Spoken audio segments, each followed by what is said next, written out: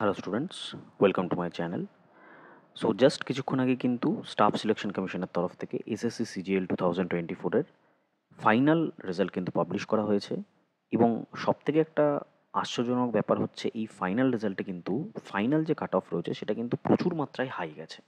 অর্থাৎ আমাদের যে এক্সপেকটেশন ছিল তার থেকেও কিন্তু অনেকটা বেশি গেছে। যেরকম প্রিলিমসের ক্ষেত্রে হয়েছিল যে 140 থেকে 145 আমরা এক্সপেক্ট করেছিলাম, সেই জায়গায় 153 হয়েছিল।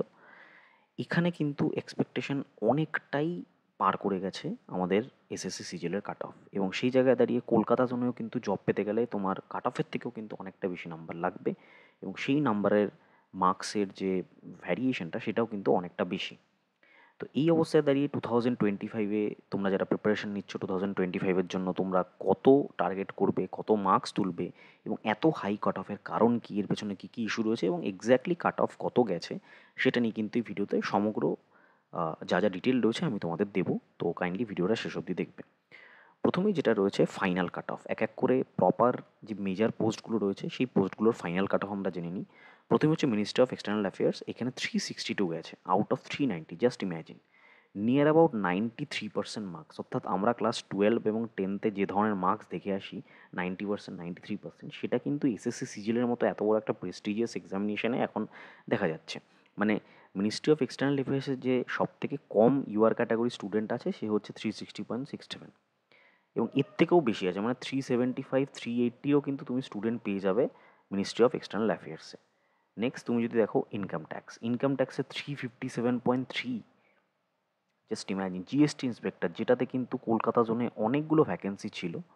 কলকাতা আমাদের যে জোন রয়েছে সেখানে কিন্তু অনেকগুলো ভ্যাকেন্সি ছিল জিএসটি ইন্সপেক্টরে, সেটার কিন্তু অল ইন্ডিয়া কাট অফ উঠেছে 348.38 আউট অফ 390, যেটা কিন্তু অনেকটাই হাই। অর্থাৎ কলকাতাতে যদি তোমাদের হোম পোস্টিং পেতে হয় ইউআর ক্যাটাগরির একটা স্টুডেন্টকে কিন্তু নিয়ার অ্যাবাউট 350 প্লাস স্কোর করতে হবে। ঠিক আছে, দ্যাট ইজ কোয়াইট, মানে অ্যাস্টনিশিং, যে 350 প্লাস তাকে স্কোর করতে হবে out of 390 to get A job in Kolkata zone in level 7। ঠিক আছে, এবং আদার যে পোস্টগুলো রয়েছে সেটা যদি আমরা প্রপারলি দেখি সেখানেও কিন্তু সেম গল্প আমরা দেখতে পাবো।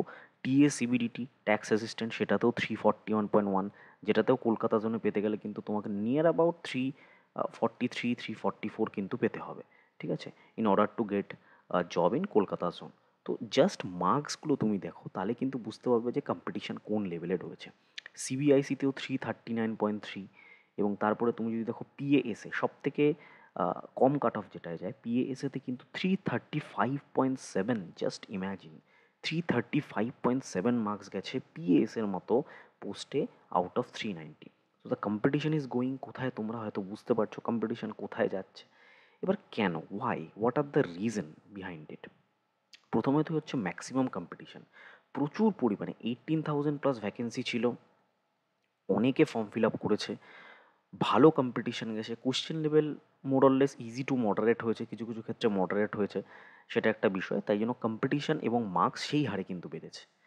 আরেকটা ইস্যু হচ্ছে 20 জানুয়ারি ইস্যু, তার কারণ এসএসসি সিজিএল প্রথমে একটা কাট অফ তারা ডিক্লেয়ার করলো প্রিলিমসের, যেটা পরে কিছুটা কমিয়ে কিন্তু 0 পয়েন্ট সামথিং, 0.3 সামথিং কমিয়ে, 0.31 বা 225 সামথিং কমিয়ে সেটাকে ডিক্লেয়ার করলো। তার জন্য কিন্তু অনেক স্টুডেন্ট এক্সট্রা তারা মেন্স দিতে পেরেছে, এবং তাদের মেন্স 20 জানুয়ারি হয়েছিল, এবং এই 20 জানুয়ারির নর্মালাইজেশন নিয়ে কিন্তু স্টুডেন্টদের মধ্যে একটা একটা মানে দ্বিধা বা দ্বন্দ্ব রয়েছে। তার কারণ অনেকের ক্ষেত্রে কিন্তু +25 +30 কিন্তু মার্কস নর্মালাইজড হয়ে এই শিফটে যারা এক্সামিনেশন দিয়েছিল 20 জানুয়ারিতে তাদের কিন্তু বেড়েছে, এবং স্টুডেন্টরা বরাবরের মতো স্মার্ট হয়ে গেছে। এটা কিন্তু এটা 2018, 19 বা 20 নেই যে স্টুডেন্টরা জাস্ট নমিনাল পড়াশোনা করছে, সিজিএল দিচ্ছে বা আদার এক্সামিনেশন দিচ্ছে, পাশ করছে।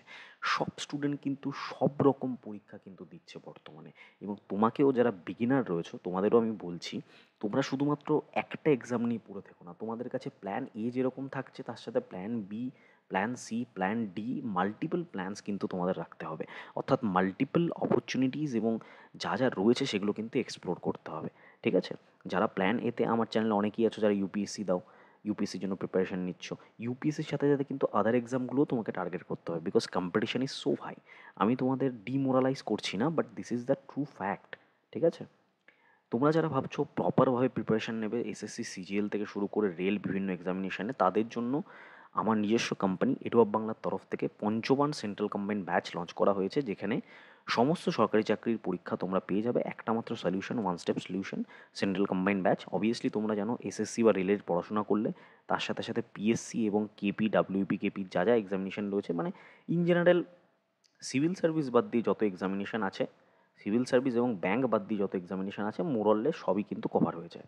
লাইভ ক্লাস পাবে, রেকর্ডেড ক্লাস পাবে, 400+ লাইভ ক্লাস পাবে, রেকর্ডেড ক্লাস পাবে, মক টেস্ট এবং ebooks, class notes, doubt clearing session সব কিছু কিন্তু পাবে। মাত্র প্রাইস রয়েছে 1999। আমাদের নিজস্ব অ্যাপ, এডু হাব বাংলার অ্যাপ, এডু হাব বলে গুগল প্লে স্টোরে সার্চ করলেই তোমরা অ্যাপটা পেয়ে যাবে। সেই অ্যাপে গিয়ে কিন্তু এই কোর্সটা কিনতে পারো, এবং কোর্সটা কেনার সময় অবশ্যই ED240 এই কোডটা ইউজ করবে, তাহলে কিন্তু তোমরা ফ্ল্যাট 20% ডিসকাউন্ট পাবে। এবং হোলি উপলক্ষে আমাদের একটা স্পেশাল ডিসকাউন্ট চলছে, সেটার জন্য আমাদের অ্যাপটা দেখতে পারো, ওখানে সব ডিটেল কিন্তু দেওয়া রয়েছে। এবার আমি তোমাদের যেটা বলবো যে স্ট্র্যাটেজি কী হতে চলেছে। দেখো, স্ট্র্যাটেজি তোমাকে একটা সিম্পলিস্টিক স্ট্র্যাটেজি বানাতে হয় ফার্স্ট অফ অল। সেটা হচ্ছে, 1 নম্বর হচ্ছে আগে তোমাকে সিলেবাসটা দেখতে হবে, ঠিক আছে? সিলেবাসটা দেখতে হবে। সিলেবাস আমরা সবাই দেখে নিই। মেইন যেটা ফ্যাক্টর সেটা হচ্ছে পিওয়াইকিউ অ্যানালিসিস। তোমাকে 2024, 2023 এবং 2022, বিগত 22 থেকে স্টার্ট হয়েছে এই নতুন ফরম্যাটে সিজিএল, প্রত্যেক কটার পিওয়াইকিউ অ্যানালিসিস করতে হবে। এবং তোমাকে জিএস এবং জিকে, স্ট্যাটিক জিকে এবং জিএস, এই দুটো জায়গায় স্ট্রং হতে হবে। কেননা ম্যাথ, রিজনিং, ইংলিশে সবাই আমরা স্ট্রং হয়ে যাব, বা ইন জেনারেল আমরা হয়ে যাই, কিন্তু সিজিএলে এটা হচ্ছে মেজর জায়গা। এই জায়গাটা যদি আমরা না করতে পারি, things will be little difficult for us, ঠিক আছে? এটা মেইনসে, বিশেষ করে মেইনস লেভেলের যে জিএস এবং জিকে আসে, সেটাতে কিন্তু তুখর হতে হবে আমাকে। তো সেটার জন্য বলবো, পিক এনি গুড জিএসের বুক, পিক এনি গুড জিএসের নোটস অর বুক, এবং সেটাই তোমরা বারবার করে পড়ো। মিনিমাম সোর্সেস, ম্যাক্সিমাম রিভিশন, এই পদ্ধতিতে তোমরা এগো, তাহলে কিন্তু অনেকটা তোমরা আপার হ্যান্ড পাবে 2025-এর এক্সামিনেশনে, ঠিক আছে? এইটুখানি বলার, প্রপারভাবে প্রিপারেশন নাও, প্রপারভাবে জিনিসগুলোকে ফলো করো। আশা করি 2025-এ তোমরা সফলতা পাবে। থ্যাংক ইউ ভিডিওটা দেখার জন্য, এবং চ্যানেলের সাথে অবশ্যই যুক্ত থেকো। এই রিলেটেড আরও ইনফরমেশনের জন্য সাবস্ক্রাইব করে রেখো।